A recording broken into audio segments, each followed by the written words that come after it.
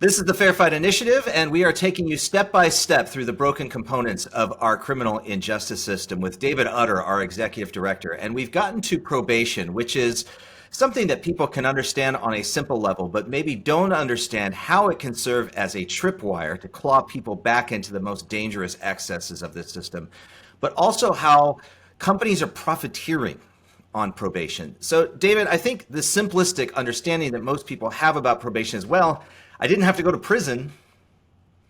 Yeah, right. I mean, it's a consequence for taking most often, almost always, a guilty plea to a criminal act. What people don't realize is that it's almost like a setup. When you accept probation in lieu of a jail or prison term, what you're saying is you give up your Fourth Amendment rights. You have to take drug tests on a regular basis. And the most important one, according to probation officers sometimes, it seems, is pay a monthly fee. Now, here in Georgia, our misdemeanor probation is almost 100% privatized, which means that there's a company who is profiteering off of your paying that monthly fee, taking a urine test on a monthly basis to make sure that you're not smoking weed or drinking alcohol, and conforming to really intrusive behaviors like waiving your Fourth Amendment right against illegal searches and seizures. The most important thing to remember about probation is that it seems in most places as a mechanism to catch people screwing up rather than helping them succeed.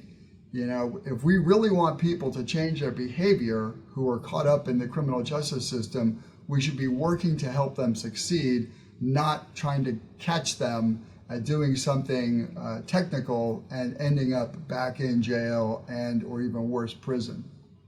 And think about that paradigm for a second, because it's, of course, not just Georgia. We focus on the Deep South, but this is a phenomenon that's happening all over the country where probation has been privatized. And while it's regulated, states and municipalities and localities and counties and places like that are effectively outsourcing one of the most critical and sort of sacred responsibilities of the state to monitor people who have broken the laws that they have passed. And while they are regulating them, they're effectively allowing them to, within bounds, set their own rules. And you've instantly created an incentive structure where you just described. Should we want people to get better and get back on the straight path and improve their lives? Or is it better for us from a business perspective if people screw up?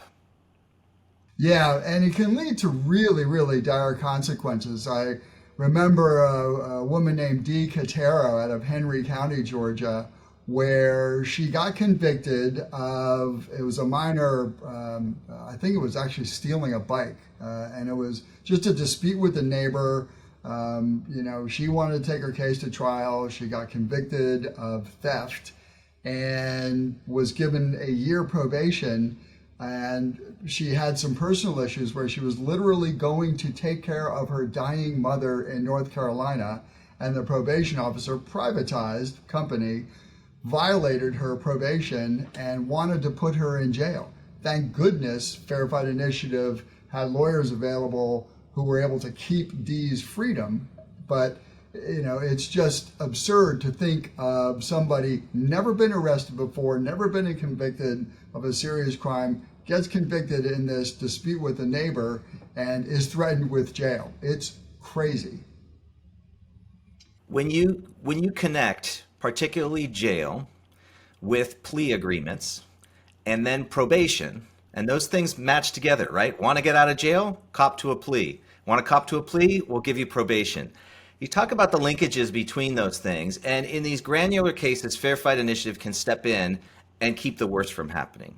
But if you don't think that the consequences of this are grave, go to the Fair Fight website, and you can read a story about how a simple change of address violation with a probation officer led to someone dying in jail in a very short amount of time. David, we want to take the granular cases that will, of course, help people in the immediate sense. But what's necessary from a systemic level to fix this probation system? I think it goes in line with everything else that we need to fix in this system, and that is get out of this mindset of punishment and really protect public safety by getting into a mindset of helping people succeed, of helping people not need to or not choose to engage in criminal behavior. Many folks with substance abuse disorders, mental illness, need to be provided with treatment rather than punishment. And that applies across the board, whether it's the arrest, whether it's taking the plea, and in this case, whether it's placing them on probation that serves as a trap as opposed to a hand up. Well, keep reading here on fairfightinitiative.org. We will continue through the components of the system, and we hope it helps you understand why we are here, what we do, and how you can help.